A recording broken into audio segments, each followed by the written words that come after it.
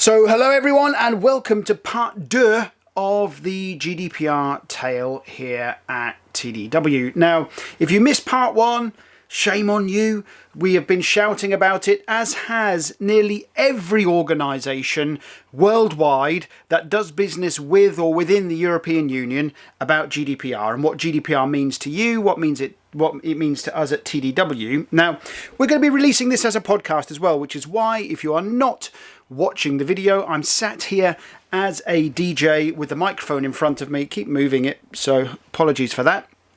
Now, we're going to look here at the main kind of areas of GDPR and how it's going to affect us, or how I believe it's going to affect technical publications. Now, the reality is I'm not a legal expert. I said that before. This is stuff that I have taught myself. This is stuff that I have gleaned from watching tutorials or listening to others in the market. So if you are unsure about GDPR, then maybe go and do a little bit of research, or speak to, if you have a legal department or you have a HR department or somebody along those lines, how it's going to affect you. But so in part 1, we looked at GDPR and how that's affecting TDW and what we needed to do. And we asked a number of you to sign up again to our newsletter, which the majority of you have done, which is fantastic. And I talked about the double opt-in, and I talked about you have to demonstrate how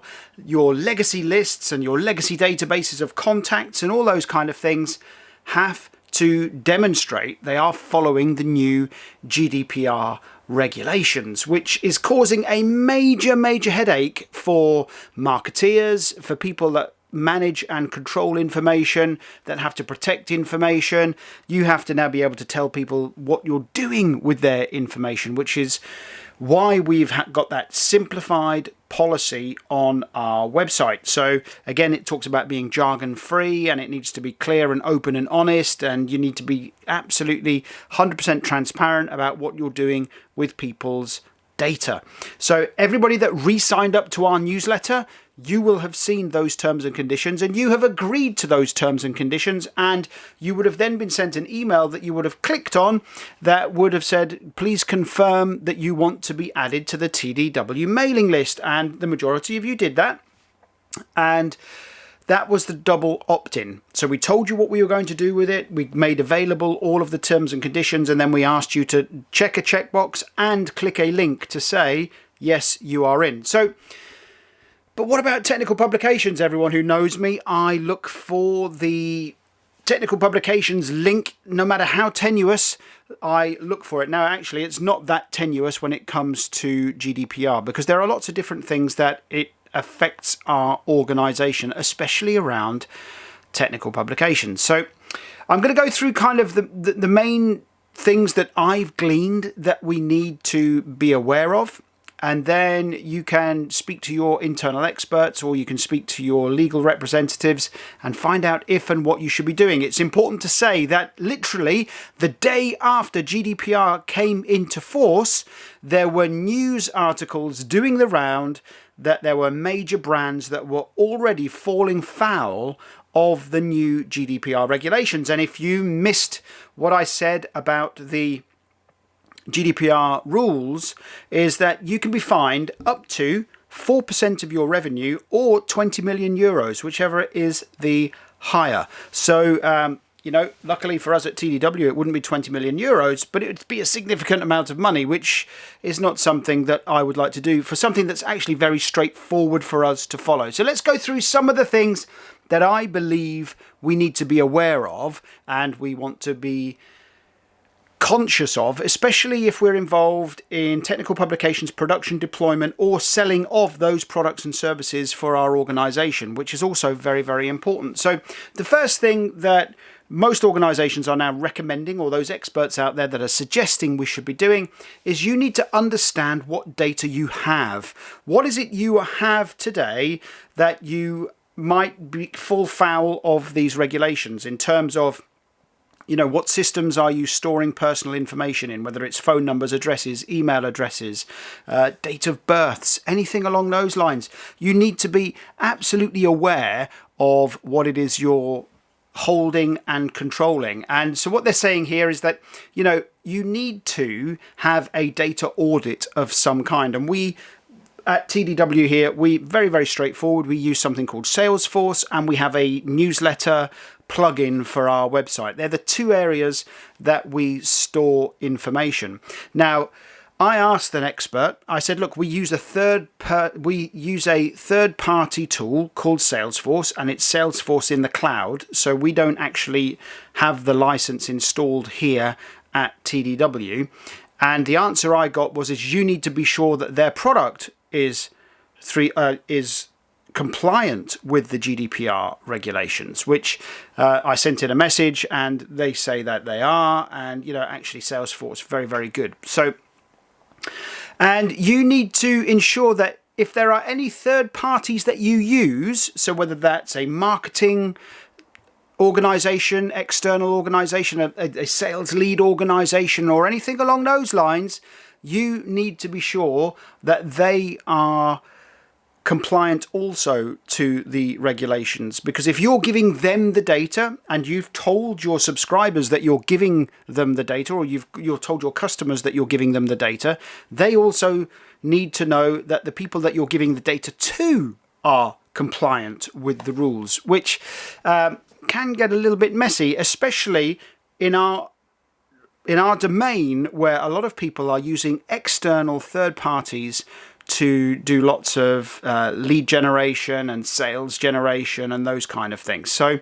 the ability to just go out and buy lists now is not going to be an option unless that is certified to be a GDPR compliant list, and you're getting that warrant with the list provider saying, here's a list of all these technical publication managers, and they all agreed for us to share the information with you for you to be able to pester them and sell your products and services to them. So you also need to understand the geographies where you are sending and using that information, because if you are doing any sharing of information between maybe corporate offices, lots of customers that I support might have an office in the United States, they might have an office in India, but their HQ, or they might also have an office in Europe. That means you are going to have to understand how GDPR affects those separate locations, those geolocations. The rules say that if you're doing business in or with the European Union, you will follow the GDPR regulations. But it also goes on, as far as I can tell, it says that, if you are sharing customer information between sites, so maybe a office in Germany needs to send some contact details to an office in Dallas in the United States, how does GDPR actually affect that? You need to be aware of how that is going to have an impact, and maybe that 4% or that 20 million euro fine that could come your way. So you need to understand if there is customer data being flown between all of these organizational locations, which could cause you some massive problems. Now, for larger organizations, there's actually a recommendation out there that you should appoint a data protection officer. For us here, it's Claire. She's our finance and marketing director, and we have appointed her the data protection officer. And they have very specific tasks that they need to be able to perform within the organization around GDPR. So they need to keep all of the policies and processes up to date. They need to make sure that everybody internally is aware of how GDPR affects what it is that we're doing. So you must make sure that people that you hold data about know their rights. Now, this is important. So GDPR says that everybody has the right to know what information you are holding about them, why you're holding it, and how they can ask you for copies of it, and how they can ask for you to forget them. It's called the right to be forgotten. So the right to be forgotten means that I could write you an email saying, "Dear Mr. Microsoft, you are sending me lots of emails. I'd really like to know what it is you're holding about me, and how you're deciding you're sending me this stuff." And Mr. Microsoft has 30 days to come back to me, and say, this is all the information that we have about you, and this is how we're using it. And I can say, please remove me and confirm deletion from your records and from your databases. And they have 30 days to do that. And they have to completely erase me from their system. That is the right to be forgotten. So you have to make sure that everybody that you hold information about knows their rights. And if you look at our terms and conditions, at the bottom it says, we will within 30 days tell you the information that we hold about you, and if you require us to tell you how we use the information, or you want to be removed, we will also do that within 30 days. So we're very, very clear about how and what we store. Names, email addresses, organisation, sometimes address for those of you that get our printed version of our magazine. Occasionally we've got some phone numbers, but in the main, most of our marketing, most of our communication is done via email and via third-party social engines that people have the right to subscribe and unsubscribe to on those channels. So you have to make sure that the policies that you have are accessible and understandable to everybody. You have to remember that this legal jargon that's out there is no longer acceptable because, you know, there's lots of people that do not use English as their main spoken language, and therefore using long, complex legal speak is not something the European Union will put up with. It has to be clear, concise and obvious, and you need to know exactly that if somebody in Germany is reading it, they understand what you're doing, to somebody in Spain that might be reading it, and somebody who is a native English speaker. So, you know, there are new strict rules that you need to be aware of. So if you have a data breach and the internet is full of data breaches, and you only have to do a quick Google and you can see the, some major brands have had their databases breached and compromised. So what they are now saying here within the legislations is you have 72 hours to report that to your geography representative. Now, in the UK, that's called the ICO, and you have 72 hours to report that there has been a data breach, and then obviously be prepared for the consequences of that. And you have to also tell them what the remedy action was, what kind of the impact of that was, what kind of information was stolen, what kind of information was compromised. Now, so you have 72 hours to do that. So if you have a system which is compromised and you have then, your lists are going around the Ulu around the world, and somebody is, making money off them or starting to spam your users, you have 72 hours to tell. In the UK, we have the ICO. Now, what they're saying as well is what I'm reading.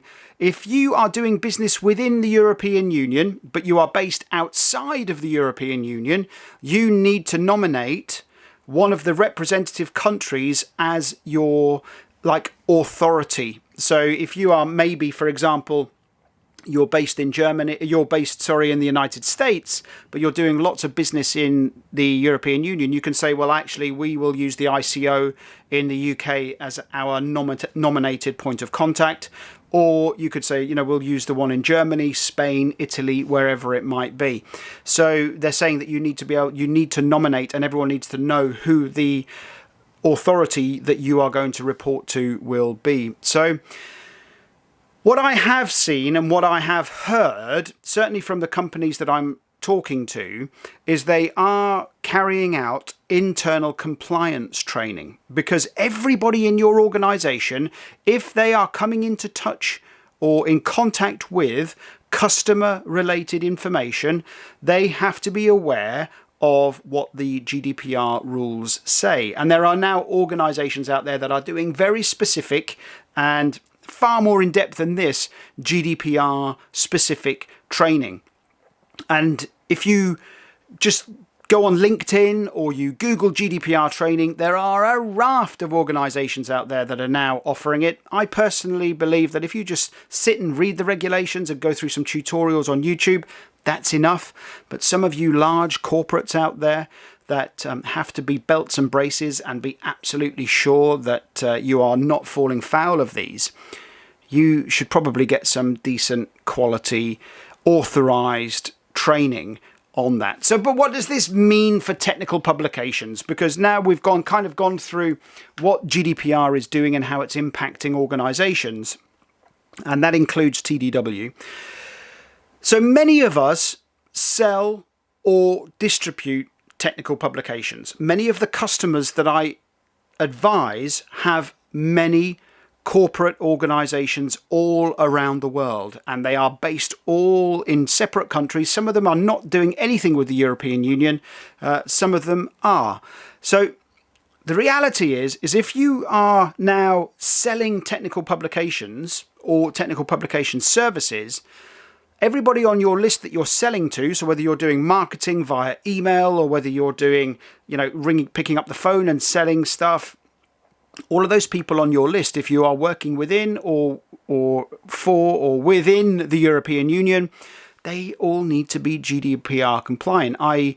they need to have agreed to be on your list. Now, lots of organizations right now are simply updating their customer policies to say that, if you're a customer of ours, then you agree for us to contact you about new products, new services, new technical publications, that kind of stuff. Again, I'm not a legal expert. I don't know if and how valid that would be if it was to stand up in court.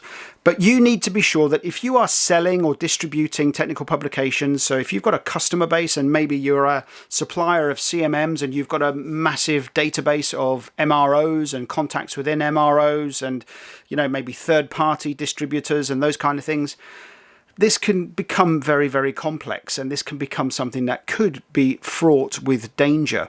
And as I've said, there's already news articles out there that are saying, look, we're going to come after you guys if you are not GDPR compliant. It only takes one organization to make a complaint, and the ICO in the UK will be on it. They will come and have a look. So technical publications are and will be affected by GDPR. Especially if you are distributing or if you're selling the products and services around that or marketing those products and services around that, you need to be aware of GDPR. Now, I know that we have already, the majority of us have become GDPR fatigued. You can see all of the kind of tongue-in-cheek jokes and that are up on LinkedIn, etc. at the moment. I saw somebody the other day saying that nobody's mentioned GDPR for 2 hours. Is the internet broken? Whilst that's quite churlish and quite funny, this is quite serious. If an organisation gets fined 20 million euros simply by not having a clear and open and honest policy statement on their website or for their customers, that's an expensive thing to be ignoring. So GDPR is the General Data Protection Regulations, which are now in effect in Europe, and we at TDW are now GDPR compliant. We have basically done it ourselves. We know exactly what we had to do. We've followed all of the guidelines that have been made available. But if you are distributing technical publications, make sure you do not fall foul of the GDPR regulations, because the indications are they will be fining organizations. Anyway, that was part 2. And thank you very much to everybody who has signed up to our new GDPR compliant newsletter. Appreciate that very, very much. I'd be interested to know, are you guys confused about GDPR? Do you guys do anything about it? Are you ignoring it? There are organizations I know out there, without naming anybody, who are ignoring it and hoping that it will just go away. And there is a statement out there that says just ignoring GDPR is not going to make it go away. So GDPR, serious stuff, and we are going to stop talking about it now because it seems that lots of organizations are now making good money out of training and consulting around GDPR. We are not going to get in the game of advising organizations how to implement GDPR. You can see how we've done it, and I hope that you guys found these 2 tutorials interesting and useful, and look forward to seeing you on the next one.